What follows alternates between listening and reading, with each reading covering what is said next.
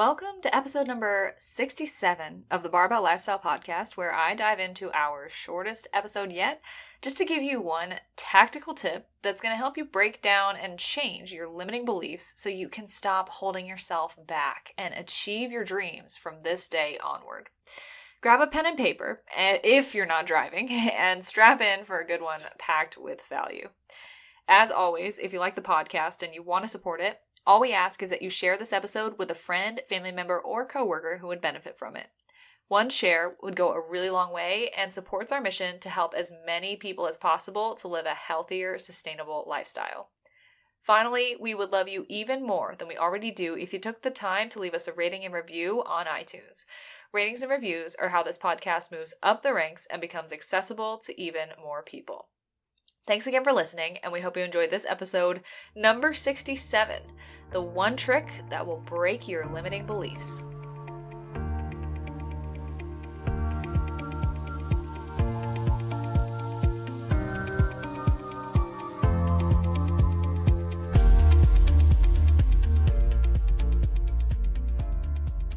What's up, guys, and welcome back to the Barbell Lifestyle Podcast. Another short one here. One might be extra short depending on how quickly I can get through this with you guys. But today, I just wanted to share a quick tool that we've used now with quite a few clients that has been really key in breaking self-limiting beliefs, as well as just giving you guys a couple of examples of how we've used this to help you better understand how this all works and why it's important to break down these beliefs. So something that I've been kind of meditating on lately, thinking about, is just how much coaching is so much more about behavior and how we think about ourselves, how we talk to ourselves, than it is the physical actions that we take, like eating more vegetables or working out. Of course, we see results from those things. We gain confidence from doing those things. But the underlying ways that we get ourselves to do those things is through our self-talk and through our beliefs and how we shift those so that we have less resistance and less friction around moving towards the direction that we want to go in with our life and our fitness. So first, I want to understand what a self-limiting belief is. So I'm going to break down the definition and then explain why I feel like self-limiting beliefs are BS and how we can then use this one trick to break those limiting beliefs. So a self-limiting belief is something that holds us back from taking the actions that we know we want to or should take. A self-limiting belief is telling ourselves something that holds us back, even if it might not be entirely true. Maybe it's true of you in the past. Maybe it's something that you haven't been good at historically or you haven't done well historically. But defining yourself in a way where maybe you haven't been good at something in the past, but if you define yourself as not good at that thing for eternity onward, because that's what we do when we say, I'm not good at that, then we're basically limiting our ability to grow into leaning into that discomfort, learning how to do that thing, doing that thing better, and getting actually good at that thing and making that weakness our strength.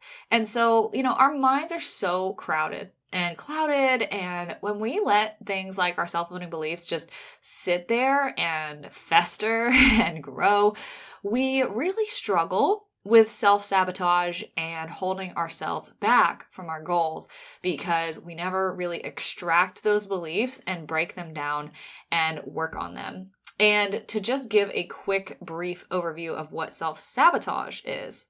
Self-sabotage is behavior that undermines your success despite your own wishes, dreams, or values. The root of this comes with low self-esteem, negative self-talk, negative emotions, which are continually then reinforced by any failures that we face or mistakes that we make. And so this is obviously a really slippery slope here. But again, I just want to share with you guys one quick trick, one tool that you can use, an exercise that I've been using with some of my clients that has been really powerful in taking those limiting beliefs and actually breaking them down and eventually changing them. So the first thing that I want to encourage all of you to do is like we talked about in episode 65 with Dr. Casey Joe. If you haven't listened to that yet, it's a freaking amazing episode and it's one of our favorites overall. So basically listen to that. And the whole point being behind that is when it comes to monitoring your self-limiting beliefs, your negative self-talk, the only way we can really do that is by paying more attention. So the first step to all of this is we have to pay attention and figure out what beliefs we are holding that are holding us back. They can be really, really sneaky. And we have to better monitor the way that we talk about ourselves. Because if you just kind of get into a conversation, maybe someone's asking you about yourself, pay attention to the number of times you say that you're not good at something, you're bad at something, you have a terrible history with X, Y, and Z. And we often tend to self-deprecate as a means of spreading humor and making jokes and, laughing at our own expense, which isn't necessarily the worst thing in the world. But if it's at our own expense and it's actually something that we identify with and really do struggle with, like, for example, never being able to stick to a diet or be consistent with the gym, something that we want to change, it's holding us back to reinforce to ourselves that, yeah, I'm terrible at that. So what we want to do here, this is the exercise. So first, pay attention, figure out what those limiting beliefs are. They can be big, they can be small. They could honestly be the tiniest thing. And you might be sitting here and thinking like, oh, I'm awful with my negative self-talk. I'm so mean to myself. Like, imagine how you're just reinforcing that just by saying that, right? So first, extract and really identify your beliefs, and then pull out a piece of paper, a journal, whatever it is, and write down these 4 questions with some space in between and break this shit down. So number 1 is, what is my current belief? So this is exactly what you're paying attention to and extracting from your brain. The reason is because we have to take these beliefs out of our brain that are crowded and clouded and cluttered and actually extract the thought, because oftentimes those thoughts are more daunting, more scary, and more believable when they're clouded and they're murky than when we just extract them out and put them on paper. So what is my current belief? I'm going to use an example of a client that I'm working with right now that she had a big spike in her weight recently, and one of her biggest fears right now is being scared that she's going to gain the weight back after she loses all of it, just like she has the number of times that she's lost it before. She's scared that she won't be able to maintain it. So when that scale spiked up after just one day off track, she was like, maybe I'm not cut out for this. Maybe I can't maintain my weight. Maybe I'm not meant to, achieve that long-term maintenance. So those are the beliefs that came up, right? So first, the step here, and I'm going to use this example the whole way through. The step here is extract that current belief. So maybe the belief is, I don't deserve to live at calorie maintenance and maintain my weight loss, or maybe I am not capable of maintaining my weight loss. Then question number 2 is, what are the facts? Not only the facts in this situation, but in past situations. And so the facts that we wanted to extract here was weighing out this belief compared to her actual data, because we're tracking her food, we're tracking her weight, we're looking at everything, as well as situations in the past where maybe we've gone off track before. How did that situation end up at the end of the day? So the facts were this, for this particular situation. The facts were that the average change in weight from the week prior to that current week, even with that 6-pound spike, was only an increase on average of 0.6 pounds. Now, the facts are there had been other weeks in the past where her weight had spiked up more than that on average, but we continued moving forward and it didn't faze her as much because the lowest to highest jump wasn't quite as drastic. The facts were also that even though the lowest to highest jump was a total of 6 pounds, the other weigh-ins for that week were much more modest and in between those 2 weigh-ins. So it wasn't like it was totally out of line, like one day it just spiked up out of nowhere and all the other weigh-ins were low. No, it was like the first weigh-in was low, the second one was moderate, the third one was the highest, and then the fourth one was moderate. So that's kind of what it looked like. And then the past experiences. This client in particular freaking crushed the holidays. Like, she went from Thanksgiving to New Year's and lost 5 pounds through the holidays from highest to lowest, which is freaking insane because our goal during the holidays was just to maintain our weight. She had holiday parties almost every weekend, took time to not eat super low calories through those times, and she made a ton of progress through the holidays, almost losing a pound a week through that time frame. So the facts are, even when she went slightly off track in the past, she still came out on top, still made progress moving forward, and didn't take any steps backwards. And there's been a number of trips, vacations, and things that we've planned for together that she was able to conquer and continue making progress forward through, regardless of the outcome of the actual situation at hand. So she freaking crushed it, and all the facts pointed to the fact that she is capable of not only maintaining, but progressing forward in spite of big weight fluctuations and changes like that. So that's the second question. That's an example for you. Third question is, how does my current belief, the one that we wrote on question 1, align or misalign with the facts that we've now written out? So basically what we're looking for is a connect or disconnect between the belief and the facts. So, we could have either outcome here. The first outcome could be the current belief totally aligns with the facts and we're doomed for failure. But the purpose of this exercise is to wean out the fact that that's most likely not the case. Because when we actually take our irrational fears and put them against the facts, we realize we're just being irrational, right? So in this situation, not being cut out for maintenance, not being able to maintain weight loss long-term is not supported by the facts that have been laid out. So it's kind of like doing a research study, right? Does your evidence support or not support the hypothesis? Kind of cool how that all lays out. So basically, we have discussed and discovered that our current belief does not align with the facts. Our facts show us that she's been able to not only maintain, but take steps forward through hardship and through obstacles and come out on top every single time. So how could weight maintenance long-term be any different?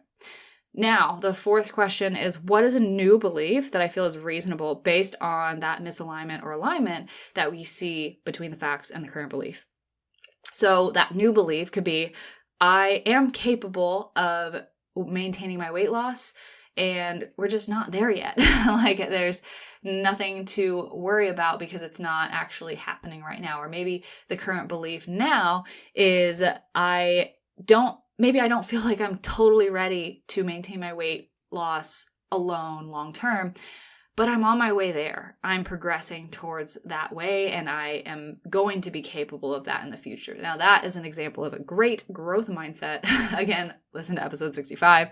But yeah, so basically a new belief that we feel is reasonable, and maybe it's a belief that isn't necessarily cut and dry, like I can do it, right? Maybe we're not quite there yet mentally, but maybe the belief is, I'm not there yet, but I know I'm working on it. I know I can get there. I know it's possible. Another great example is maybe somebody who struggles with consistency. Maybe their belief is, I'm awful at sticking to a diet. Current belief is that. The facts, though, maybe this person is the typical chronic dieter that struggles with, doing the 30-day, Whole30, keto, and Weight Watchers, and they just really struggle sticking to it. But maybe the facts actually say something different. Maybe the facts say, actually, you did the Whole30 perfectly for 30 days. Maybe, actually, you did Weight Watchers for 3 months perfectly. So the facts don't support the current belief that you're bad at sticking to a diet. But maybe the new belief is that maybe I need an actual approach that's more sustainable because I'm not bad at sticking to things. It's just sticking to them long term when they're unreasonable and unrealistic, like the diets that I've tried, right? So we can get a lot from breaking these limiting beliefs down. Quick journaling exercise for you guys. I hope that this was incredibly and immensely valuable. This will probably be our shortest episode that we ever have released. So just wanted to give you something really tactical and useful that you can use today and start to break down your limiting beliefs. So number 1, just pay attention. Number 2, what's your current belief? Number 3, how do your facts, so number 3, sorry. How do the facts about this situation, about past ones, align or misalign with the belief that you had? And again, the final step is rewrite that new belief that you feel now is reasonable based on that alignment or misalignment. So hopefully this tool is helpful, guys. Let me know how you like it. Shoot me a message or shoot the podcast page on Instagram a message. All of our contact info will be in the description below. You can reach me at Marissa Roy Fitness. You can reach Christina at Christy Lynn Fit. And she officially announced that she delivered her baby. So this will be like 2 weeks ago at this point. But definitely go give her a big congratulations if you haven't already on her Instagram page for becoming a new mom. So have a great rest of your day, evening, whatever time it is for you, and I will hope to see you back next week.